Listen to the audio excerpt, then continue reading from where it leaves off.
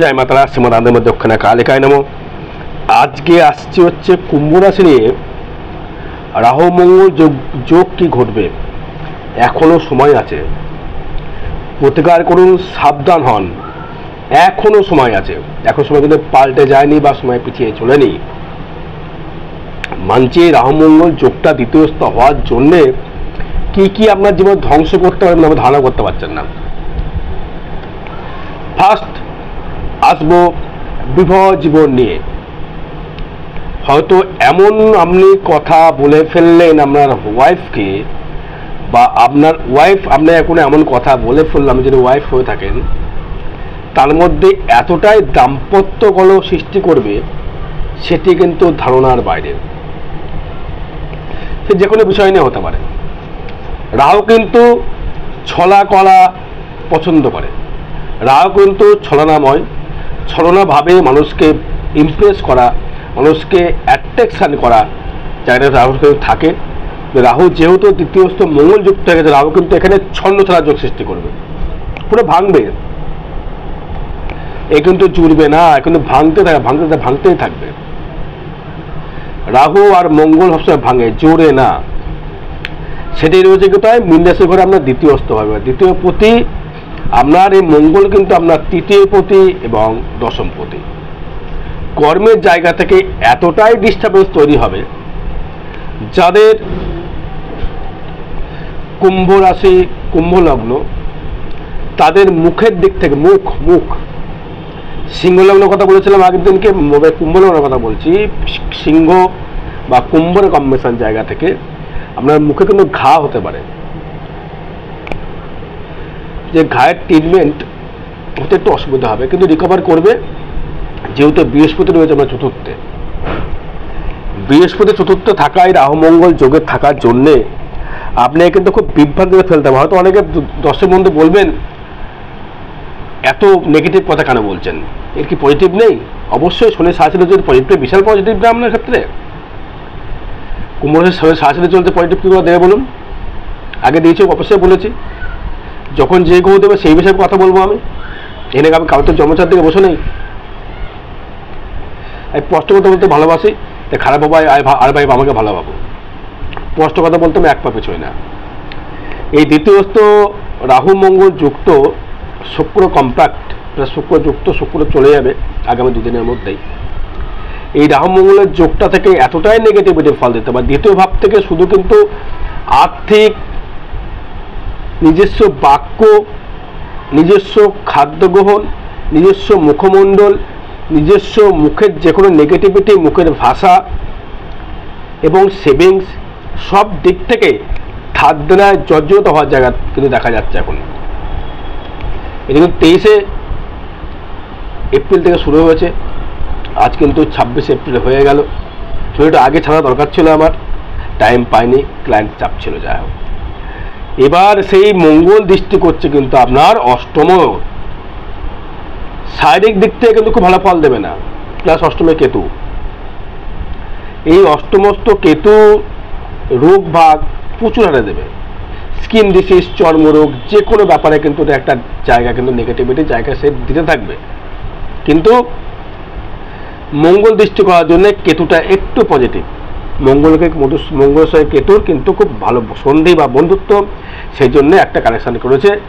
এবার যারা আমি আগের দিন বলেছিলাম যে কুম্ভের ক্ষেত্রে যেমন একটা মুনাফার জায়গা দেখা যাচ্ছে, কারণ বৃহস্পতি দৃষ্টি করছে আপনার দ্বাদশে, বৃহস্পতি দৃষ্টি করে আপনার দশমে, বৃহস্পতি দৃষ্টি করে অষ্টমে।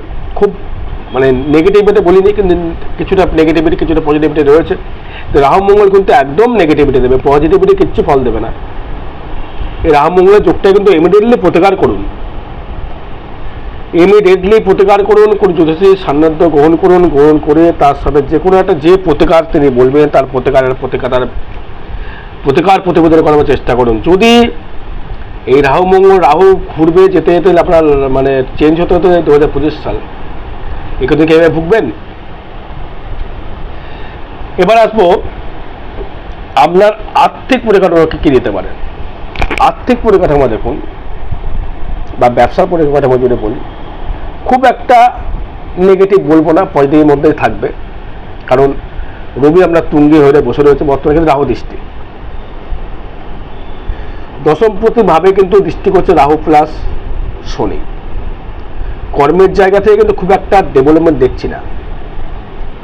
শরীর, মেন্টাল সব দিক থেকেই কিন্তু নেগেটিভিটি কিন্তু আপনার ভেতরে কিন্তু গ্রাস করছে, আপনাকে পুরো গ্রাস করছে, নেগেটিভিটি পুরো গ্রাস করছে আপনাকে। আপনি পজিটিভ মাইন্ড আনছেন কিন্তু না, একটার পর একটা থেকে ঝামেলা কিন্তু জুটিয়ে যাচ্ছে আপনাকে। পারলে এটাকে ইমিডিয়েটলি প্রতিকার করুন। যেমন শরীর খারাপ হলে যেমন ডাক্তার দেখানো হয়, ওষুধ মেডিসিন খাওয়া হয়, ভাগ্যের ডাক্তার আমরা এই জ্যোতিষীরা।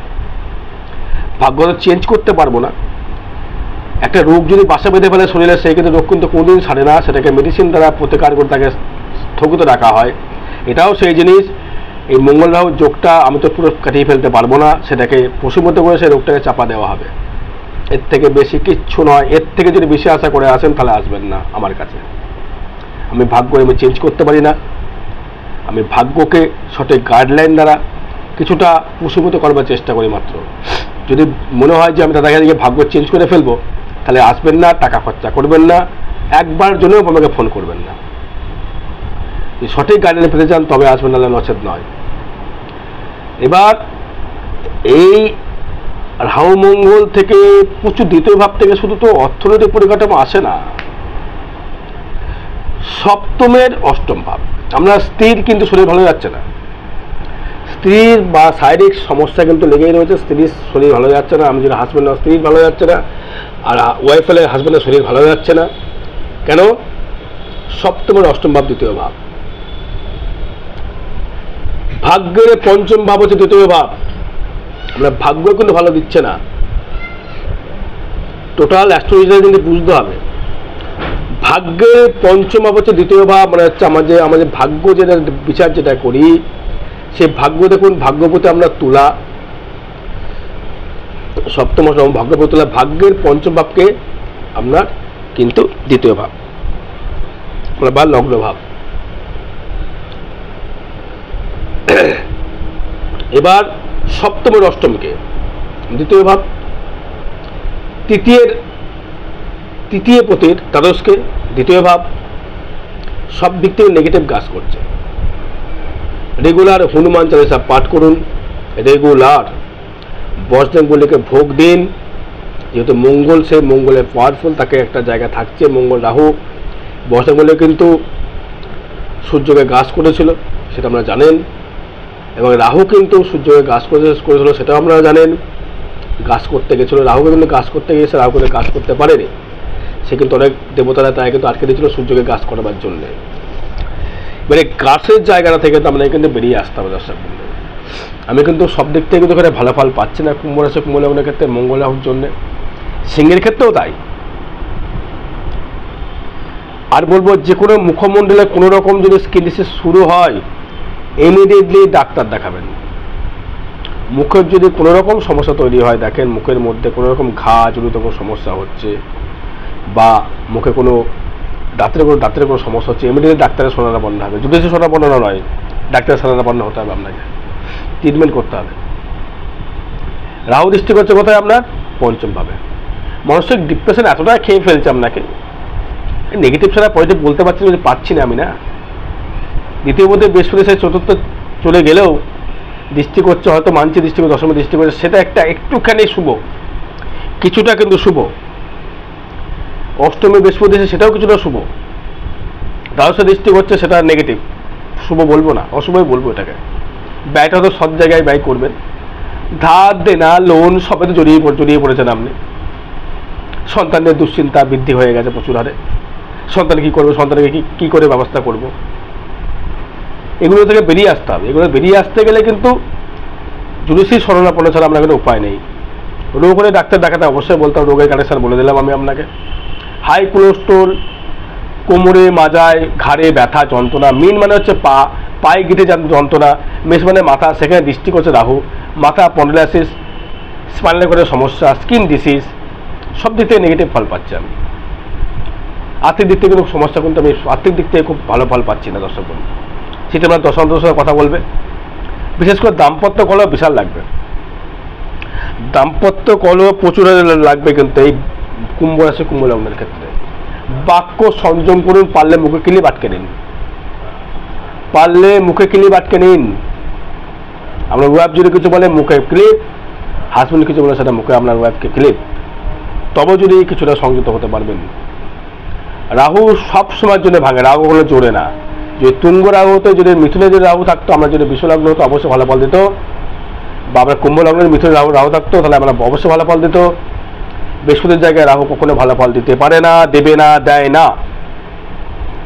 এটা আমরা 25 বছরের অভিজ্ঞতা থেকে বলছি আমি, ভালো ফল দিতে পারে না এরকম কুম্ভের ক্ষেত্রে।